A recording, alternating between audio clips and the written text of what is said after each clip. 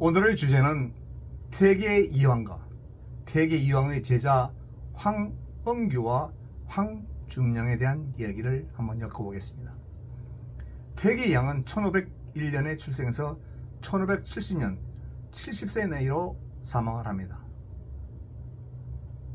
황엉규는 1518년에 출생해서 1598년 81세로 세상을 떠나죠. 황준량은 1517년에 출생해서 1563년 47세의 나이로 세상을 떠납니다. 이 세 분들은 모두 단양 군수를 지냈습니다. 태계 이황은 1548년에 단양 군수를 지냈고, 황엉규는 1579년에 단양 군수를 지냈으며, 황준량은 1557년에 단양 군수를 지냈습니다. 창원왕씨 황엉규와 평양왕씨 황중량은 태계 이황의 제자인 집에서 갔습니다. 황준량은 영주에서 출생을 하였고, 황엉규는 한양에서 출생하였지만 고향은 영주이기에 이 또한 같습니다. 그러니까 황엉규와 황준량은 세 가지가 같죠. 단양 군수를 지냈다는 것도 같습니다. 태계 이황은 1501년생으로 황엉규보다 17살이 많았고 황준량보다는 16살이 많았습니다. 태계 이황은 1543년 성균관 사성이 되었습니다. 이때 황엉규는 1543년에 사마시에 합격하여 성균관에 입학을 합니다. 황준량은 1540년 을과 이동으로 합격하여 성균관 학유가 되었습니다. 이런 인연으로 황엉규와 황준량은 태계 이황을 만나 이황의 제자가 되는 것입니다. 황엉규와 황준량은 성균관에서 알게 되었습니다. 황준량이 황엉규보다 한 살이 더 많았으나 고향을 묻고 서로 친해지게 되었습니다. 그러나 두 사람의 인생길은 너무나 달랐습니다. 황준량은 어려서부터 신동이었습니다. 21살에 생원시에 합격하고, 그리고 24살에 과거에 급제를 합니다. 이 시기는 문정왕과 윤원형 일파들이 득세를 할 때였습니다.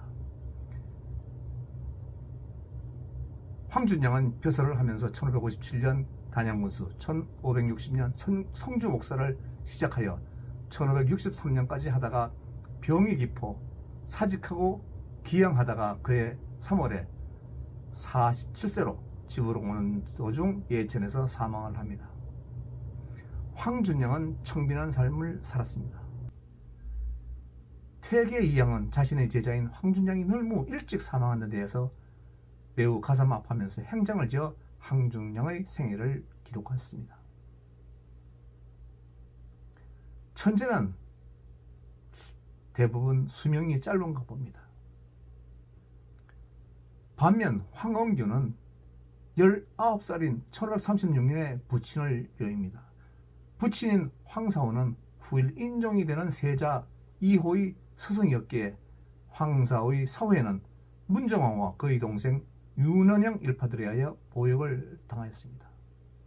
이런 가문 내력 때문에 황엉규는 26살에 성균관에 입학하여 이황과 주세봉의 문인이 되었습니다.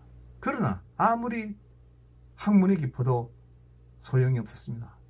과거 영세도 합격을 할 수가 없었습니다. 급제를 할 수가 없었던 것이죠. 황사오의 아들이라는 이유 때문이었습니다. 어머니의 외사촌이 기말로였기 때문에 윤원형 일파들에 의하여 철저히 배척을 당하였습니다. 1543년에 성균관에 입학하여 1564년까지 22년간을 유생으로 학문을 하고 있는 넉 달이 유생이었습니다. 성균관에서는 학문이 박학다식한 황엉규를 추천하였습니다. 이때는 윤원형 일파들도 황사오가 사망한 지 벌써 27년의 세월이 지나서인지 황엉규에게 벼슬길을 터줬습니다. 전함사 별제로 조은성과 평선을 관리하는 직책이었습니다. 명종이 성하고 선조가 등극하자 선조 2년에 황영규의 재주를 아는 신하들은 선조에게 황엉규를 추천하였고, 선조는 혼자서 시험 보고 혼자서 합격하는 알성시 기회를 줘서 1569년 알성급제를 하였습니다. 이때 황엉규의 나이가 52세였습니다. 태계 이왕은 그 다음 해인 1570년에 세상을 떴으니까 제자인 황엉규가 그나마 과거에 급제하여 제대로 관직에 들어선 것을 기뻐하였을 것입니다. 태계 이왕과 황준양, 황엉규 세 사람 모두 단양 군수를 지냈습니다. 이왕은 1548년, 황준양은 1557년, 황엉규는 1579년에 단양 군수를 지냈습니다. 단양은 풍수는 좋아 보이나 관리들은 이 척박한 단양은 먹을 것이 없던 곳이었습니다. 관리로서 별로 재미가 없는 곳이었죠. 그래서 서로 가려고 하지 않는, 사양하는 자리였습니다. 농토가 작으니까 군민들이 먹고 살기도 어렵고 단양을 떠나기 일쑤였습니다. 조세 수입도 작았기에 군민들에게 선정을 베풀 수밖에 없었습니다. 그러니까 조금 백성을 사랑하는 마음이 있는 분들은, 있는 관리들은 선정을 베풀 수밖에 없는 그런 곳이 단양이었죠.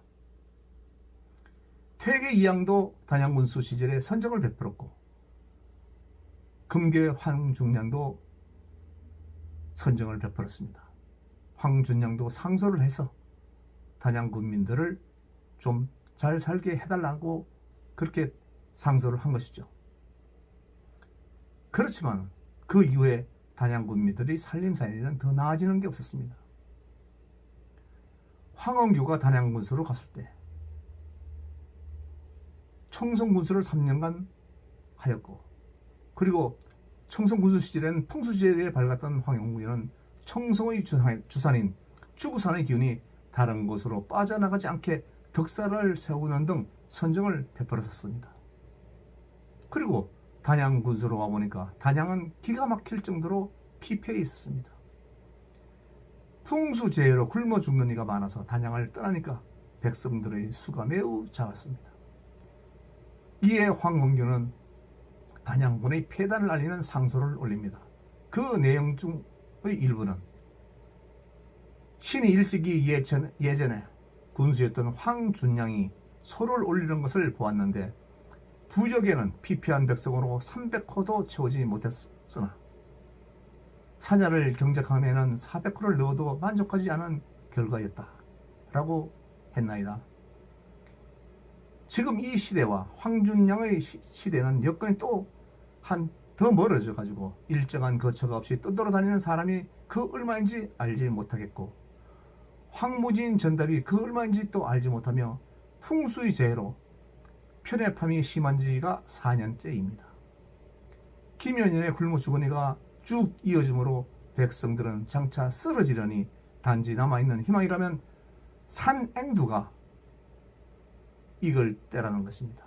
창고의 곡식은 겉껍질을 벗기지 않은 잡곡이 근근히 사천요곡이니 신은 장차 어찌 이로써 규율해야 함을 알지 못하겠나이다. 이런 상소를 올려서 조세를 내지 못하여 유랑하는 백성들에게 조세를 감명해 주게 하는 조치를 취하였습니다. 조정에서는 유랑민들에게 조세를 걷지 말라고 이렇게 명을 내린 것이죠. 이렇게 유랑하던 백성들에게 조세를 감면해 주니까 유랑하는 백성들이 사방에서 몰려들었습니다. 그래서 단양의 군민들은 안정이 되었습니다. 태계 이왕이나 황준양도 선정을 베풀었다 하여 특히 황준양은 목민관으로서 그 이름이 후세에 전해졌으나 황엉규의 단양 군민에 대한 선정에는 미치지 못한다고 봅니다. 이때 황엉규의 나이는 63살이었습니다. 그 후 한양으로 올라가서 여러 벼슬을 거치다가 1588년 71세에 벼슬을 그만두고 아버지 고향인 풍기 희역을로 내려와서 고모부가 살던 집을 수리하여 작은 집에 거주를 하였습니다. 스승인 주세봉이 소수서원을 세웠고 이황이 국가에서 비용을 주는 서원으로 만들어놨습니다. 그 소수서원 격리에 동몽제라는 건물을 지어서 어린 학동들을 공부하게 했습니다. 현재는 학구제라는 건물로 남아있습니다. 1592년 4월 임진왜란이 일어나자 가산을 틀어 곡식 수백 석을 전선으로 보냈습니다. 그리고 고기와 술을 내서 의병들을 모아 항병대장을 하였습니다.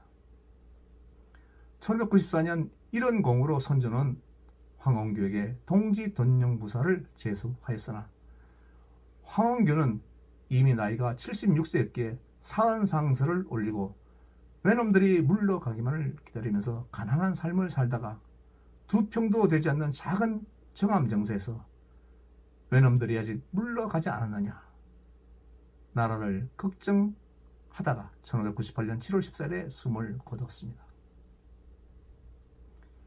태계 이왕, 금계 황준양, 송간 황엉교의 단양 군수로서의 성정 이야기를 엮으면서 특히 황엉교가 단양 군민들에게 끼친 선정은 돋보인다는 내용으로 이 스토리를 마무리 짓겠습니다. 감사합니다.